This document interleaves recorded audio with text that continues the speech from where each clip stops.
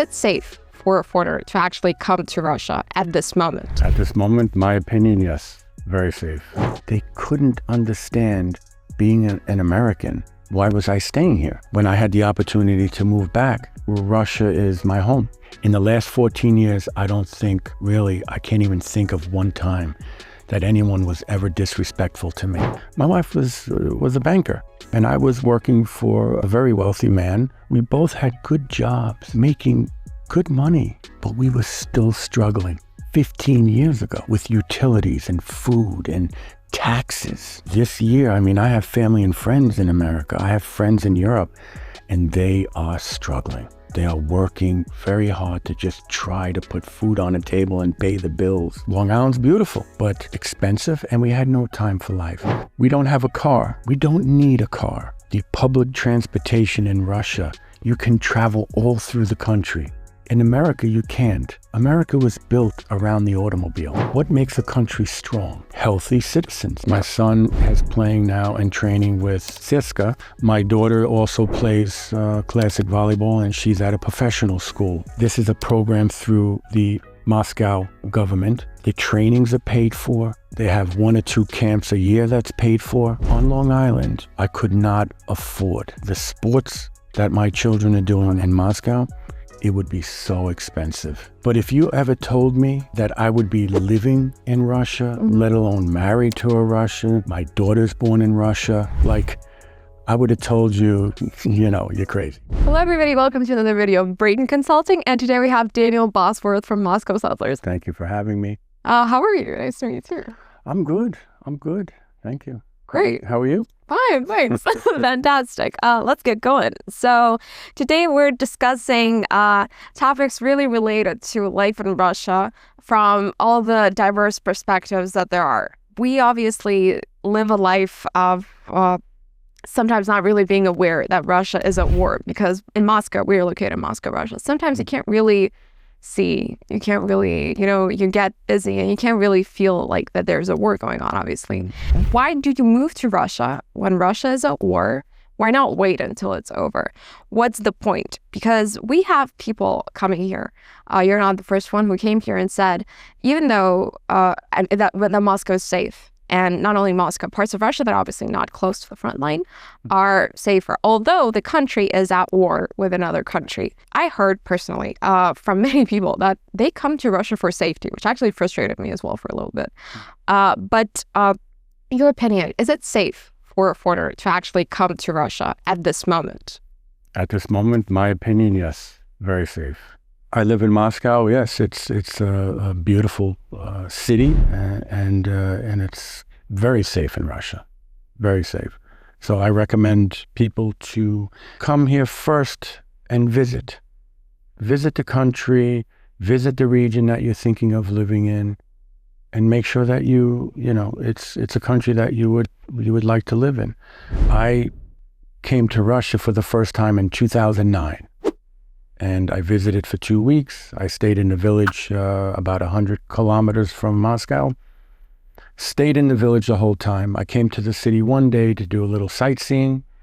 But for me, because I've lived in Germany 35 years ago, and when I visit a country, I like to truly get the experience and immerse myself in the country. I don't like to go to the touristy spots. I like to see and meet the real people of the country that I'm visiting. Yeah, my experience in 2009, I knew in 2009, my first visit to Russia, that I would eventually live here. And I visited one more time in 2010, and then I moved here in 2012. So I've been living here for a long time, and many Russians have asked me, like during COVID, the situation with the sanctions and the economy, and it's difficult to work here or do business here. And then now with the SMO, they couldn't understand, being an American, that why was I staying here when I had the opportunity to move back? Well, the main reason is Russia is my home. I'm an American. I was born in America. My mom is Italian. My grandparents are from Italy. My father is German, Irish, and English. So I'm European, but I was born in America. But my first visit to Russia, I just felt like I was home. It's hard to explain, but I knew this is where I needed to be. So I've been here 14 years now. Never once did I ever think of leaving the country. Not during COVID, not during the economic situations with sanctions, not during the SMO. One, because Russia's my home, and two, because I've never, again, this is my experience, I'm living here and it's my opinion, but I have never felt unsafe in almost 14 years living here. I had no reason to leave Russia. I never felt like I needed to leave. Even now with the news, I mean, there are the occasional drones here, let's be honest. But yes, again, yes. Despite that, again, I hear from people that, oh, it's safer here than in some cities in the States, which surprises me. But why despite that, why is it still safe to come here in your opinion? So that's, yeah. Because I feel, okay, no country is perfect, but living here for 14 years, Russia has only been getting better. It's improving. It's improving in all sectors. It's moving forward. And I have the confidence in the Russian military and the Russian government. It's keeping their citizens safe. I have no doubt. This is why I sleep at night. I know that they are protecting us, and they are dealing with an evil that many people can't comprehend or don't understand. I know the situation. So, yeah, I have no problems living here with my wife, my children. I never, not once did I ever think about there might be a problem or ever think about leaving. Dear viewer, if you're thinking about moving to Russia, this announcement is for you. Our company specializes in helping foreign citizens to relocate to Russia.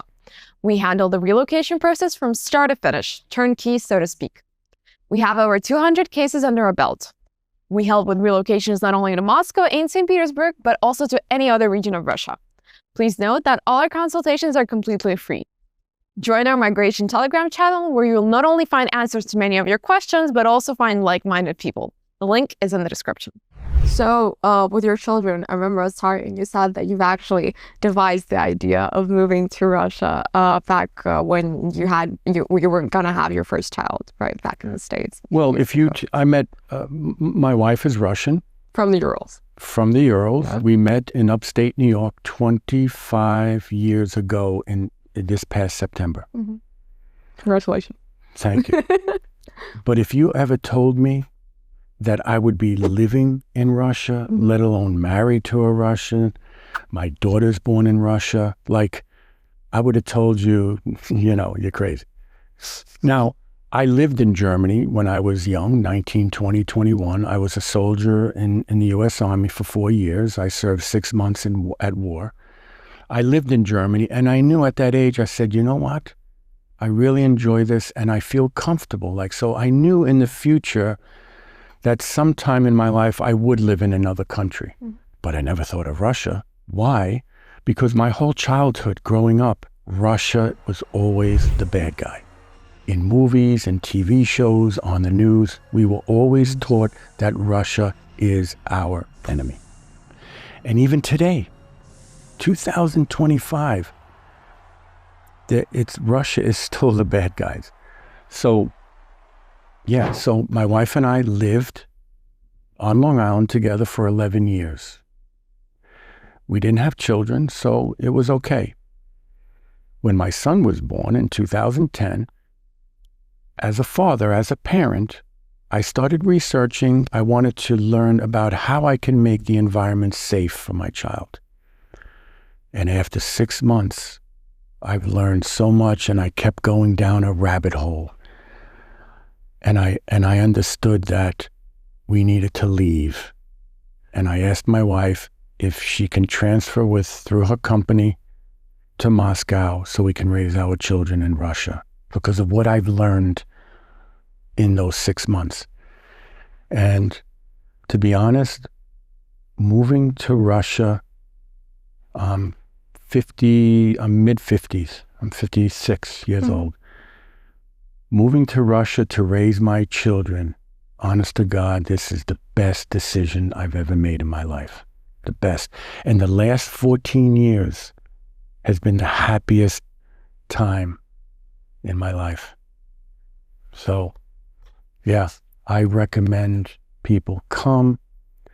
Don't listen to the news, the propaganda. I mean, you shouldn't be watching mainstream media anyway. In the West, it's all lies. Follow Telegram chats of people, independent journalists, people that are living here. See how it is. And come and visit the region you would like to live in, and decide for yourself. It's a beautiful country. It's a safe country. But like I said, no country is perfect. All countries have their problems. But with my experience here, 14 years, Russia is just moving forward.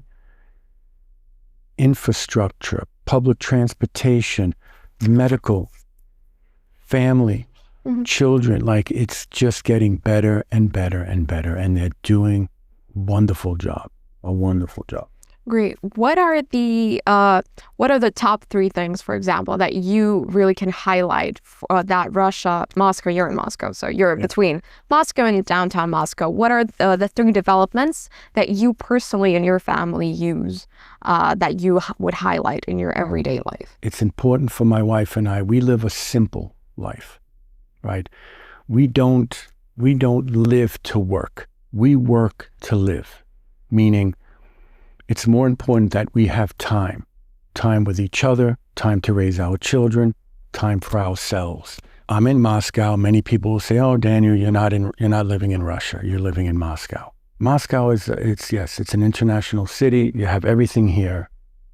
Everything is amazing. I can live in Moscow with a family of 4. I don't have to work a lot. My wife doesn't have to work a lot, and we have a life. So for me, what helps us as a family living in Moscow and having the time to raise our family, products have gotten a little more expensive, but it's cheap. Utilities to live here, food is cheaper. Rent, if I was living where I am now in the flat that I am in New York, it's impossible. I couldn't be able to do it in New York City. So rent is cheap, utilities, food. We don't have a car. We don't need a car, an item we don't have to spend money on. The public transportation in Russia, you can travel all through the country. In America, you can't. America was built around the automobile. You need a car, especially on Long Island. My wife and I had 2 cars. You know how expensive that is? So we can live a more simpler life in Moscow. Moscow is what? The 2nd most expensive city? In Russia? Yeah. First. Oh, it is the first. Okay. The most expensive city in Russia, I can live in a beautiful neighborhood with a family of 4, and I can survive and not have to work a lot. I didn't have a life.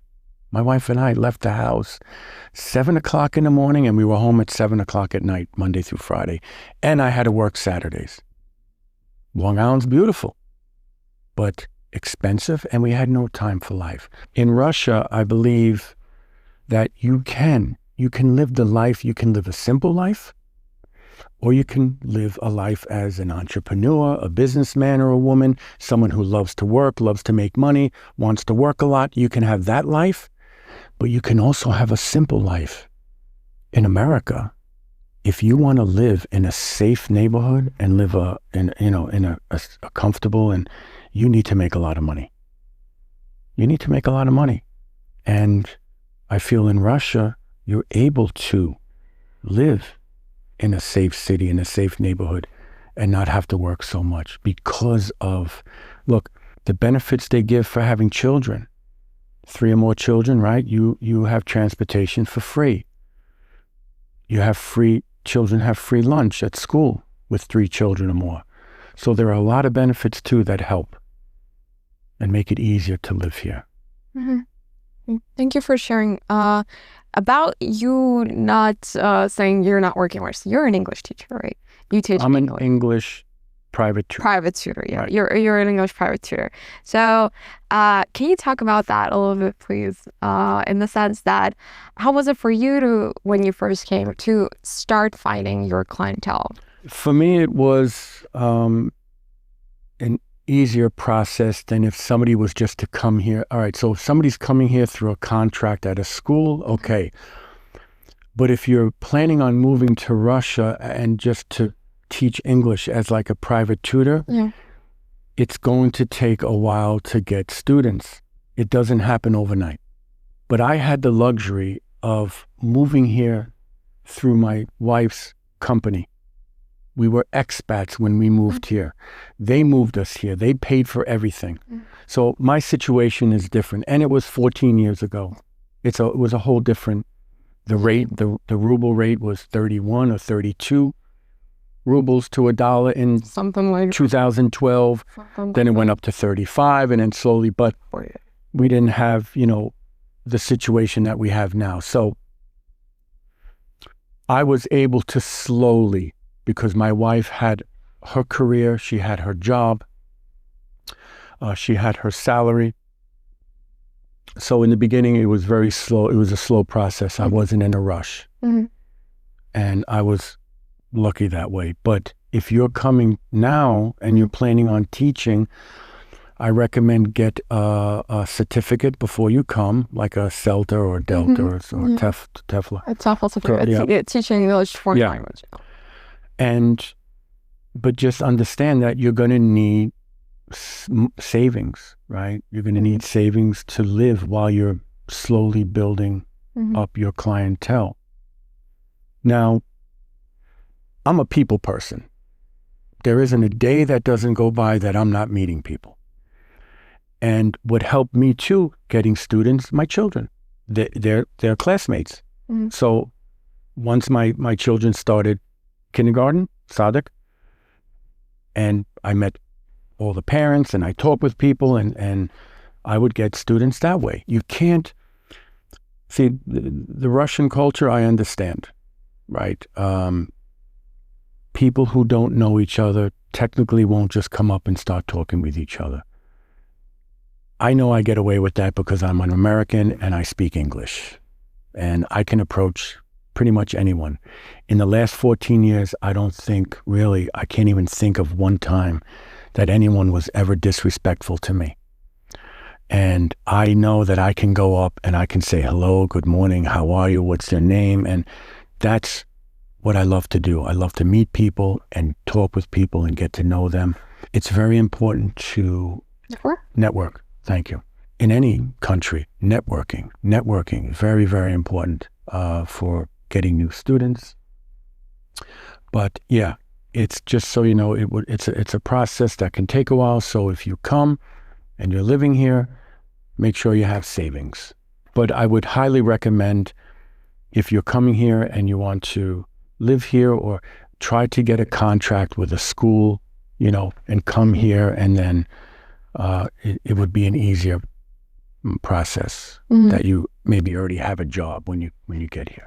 Great. Друзья, хотели бы вы выучить русский язык? Если да, то приглашаем вас на наши бесплатные уроки по изучению русского языка. Oh, sorry. Friends, would you like to learn Russian? If so, we invite you to our Russian language lessons. They are completely free and are held in small groups. For your convenience, our teachers offer lessons in several languages. The link to our educational Telegram channel is in the description. About your kids, so you're raising your kids in Russia, and you highlighted that they do sports. Can you please talk about the infrastructure? They play what sport? They play classic volleyball. They play classic volleyball, and for a very great team as well, a very popular one, one with history. Can you talk about that? So it's the Armed Forces team, isn't it? Yes, my son is playing now and training with CSKA. The Armed Forces. Team, yep. The Red Army. He's training and playing with them for 2.5 years, and it's absolutely wonderful. The program, They have camps. They go to tournaments. They train 6 days a week. It's a wonderful, wonderful program for children. I'm a sportsman. I've been playing sports my whole life, and I believe that sports is very important for children and for adults, mentally and physically. But for children, I think it's even more important because of the world we live in now with social media and electronics and all that stuff. It gets them away from that. But for the record, my son is 15, my daughter is 12, and they do not have social media. They have phones, they have Telegram and WhatsApp for the chats with school and sports and with their friends. But I think they're too young for social media. It's for me, it's very sad what I'm seeing happening with the younger generation and social media and electronics. So I'm trying to protect them as much as I can until they get old enough where they understand the positives and negatives of social media and electronics. But yeah, the program at CSKA, yeah, it's a community and the parents and it's just a wonderful, wonderful experience. My daughter also plays classic volleyball, and she's at a professional school. This is a program through the Moscow government, and the trainings are paid for. They have 1 or 2 camps a year that's paid for. We have to pay for, like, when they go to tournaments. On Long Island, I could not afford the sports that my children are doing in Moscow. It would be so expensive on Long Island in America. I don't think we would be able to do it. I believe that the government realizes that, what makes a country strong? Healthy citizens, right? Healthy citizens. So sports is one of those factors. Food, sports, and they make it possible for parents to afford the ability of their children to play in sports. You're saying healthy citizens. Obviously, Moscow's rather green, I would say. It's a pretty green. Moscow's a very green. Like I said, I've lived in 4 countries. New York City, you have Central Park. But in most of these cities, yeah, you might have these little areas where you can sit, some trees, small little, I don't even want to call them a park. But Moscow for me, it's a green city. You have forest parks. Yeah. I mean, there was a park in the area where I used to live, and actually in the summertime when you would go in, it was such a big forest and so many like insects and birds and animals. The temperature would get cooler by I felt like 5 or 10 degrees. Mm. But Moscow has so many parks, and in the last 14 years, the infrastructure, the amount of work that they've done in Moscow with roads and buildings and the parks, it's absolutely amazing. I don't even feel like I'm living in a city. That's what I'm saying. So you get both. Basically, in Moscow, you can get, especially in the outskirts, you can get this kind of countryside vibe, but you do go to the countryside. So that's your kind of, yeah. You do travel. You have your Dutch, basically. We have about 100 kilometers from Moscow. My wife's sister and her family lives in a village. So we bought land there to be close to them on weekends and in the summer. So we're in the process of building a small house now. Even on Long Island, 15 years ago, my wife was a banker, and I was working for a very wealthy man. We both had good jobs, making good money, but we were still struggling 15 years ago with utilities and food and taxes. Now, this year, I mean, I have family and friends in America. I have friends in Europe, and they are struggling. They are working very hard to just try to put food on a table and pay the bills. So moving to Russia was definitely the best decision I've ever made. I have a life here, and I can work as a gentleman and have time for myself and my family. I couldn't do that. I couldn't do that 15 years ago in New York.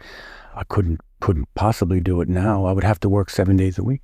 One of the other issues is that you are a U.S. Army veteran. Yep. And you did all of the paperwork by yourself. Can you please tell us whether that has impacted your journey to become a Russian, get visas, become a resident, get citizenship later on, or not? How did the process go for you? And what are the top 3 difficulties you faced and how you overcame them? My situation is it's a different experience than what people are going through now, because of the travel restrictions and just everything that's going on with Russia and the West. But when I came again, we came as expats, and the company paid for us to come, and they did all the work. But back then in 2012, there were just 3-month visas. So I started with a 3-month visa, and then I had to cross the border and come back. We went through the process, my wife and I, to get my temporary residency. And back then, and this is what I'm saying about Russia, is always moving forward, always advancing in all areas. Back then, there was no system. First come, first serve. And you would have to get there 2 hours or 3 hours before it even opened to get online. Because if not, you would never be seen that day. It was very, very difficult. For me, for a country to be safe, your borders have to be closed and you have to have tight immigration. Countries need immigrants, right? I was an immigrant in Germany, and I lived in Switzerland and Russia. Right? Countries need immigrants. It's okay, but you have to be here legally. And so at times it was very discouraging going through the paperwork and going through the process of getting my temporary and then getting my permanent residency and then getting my Russian citizenship. But I knew that it's okay because it's a process that keeps countries safe. 2012, I got my temporary residency, and the struggles were, right, no organization, like just first come, first serve, and you could be waiting all day and not be seen, and then you have to go back. So you couldn't give up. You can't give up. But I finally got my temporary residency. After a year of having it, my wife had an offer with her job to go to Zurich. So we actually left Moscow for a year or a year and a half. And with your temporary residency, you have to live in the country at least 6 months. 6 months, yes. So I had to give up my temporary residency. Oh, no. But then back then I came back, and then they had the 3-year visa. Yeah. But then every 6 months I still had to leave. So I had to go through the process of getting my residency. And it started getting a little easier. They started having some, like you can go in, you have a machine, you get a ticket, right? So they slowly started revamping the system and making it, easier. But I'll tell you one thing. If whatever they tell you, whatever documents they tell you to bring them plus everything else. And the copies. and the copies of everything. Copies of everything. Because I had the lovely experience of dealing with MVD in the city. Ministry of Internal Affairs. And MVD in the oblast, in the suburbs. Yeah. And it's 2 totally different animals. It's like... Both are beasts, but different kind. Right. So my wife is Russian. My wife is very determined and motivated, and she wanted to do the process with me. We didn't hire anyone. But if there's one piece of advice that I can give to people today, make your life easy. Spend the money. It's worth every penny to hire an agency to help you to get your visa, to get your temporary residency, to help you to move to Russia. In the world that we live in today, it's the best advice I can give you. I think one of the issues is as well, obviously, if you do speak Russian, that's one thing. But I mean, just personal experience learning about how all of this works. Honestly, if you don't really speak Russian or your Russian is limited, you really are better off seeking some kind of advice. Because obviously, people here, Moscow is very international, but still, for the authorities, you got to speak Russian. 100%. 100%. If you're planning on moving here, definitely start learning the language. But even so, you're dealing with, even if you're, learning the language so you can live in the country. But when you're dealing with getting your residency or citizenship, I highly recommend, even if you think your Russian is somewhat good, recommend hiring somebody to be there with you, to translate and to support you, because I had multiple visas. I had my temporary, I had my permanent, and I had my Russian citizenship, and every experience was totally different. And like I said, bring what they tell you, bring all your documents plus copies. But even I've noticed when new laws come out, they don't even, sometimes I would have to print out this law. Not aware. I would have to print out the law. There was a case where I brought it with me. The officer didn't know, but I showed him and it helped me. So be prepared.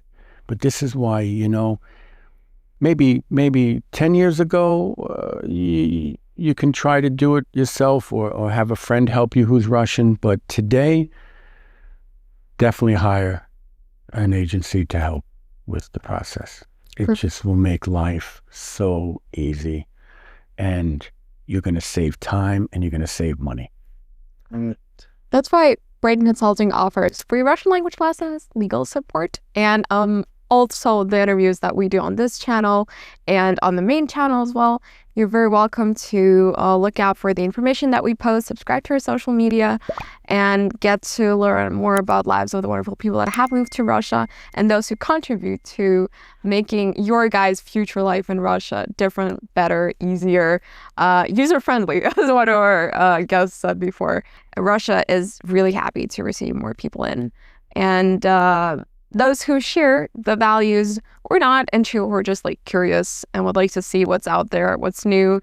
And I think that's about it. Thank you so much, Daniel. It was an absolute pleasure. Oh, you're welcome. Thank you for having me. Yes, and I like to just say one thing. This is our first time meeting. Yes. I do follow you on Telegram, and I did join some of the free Russian classes.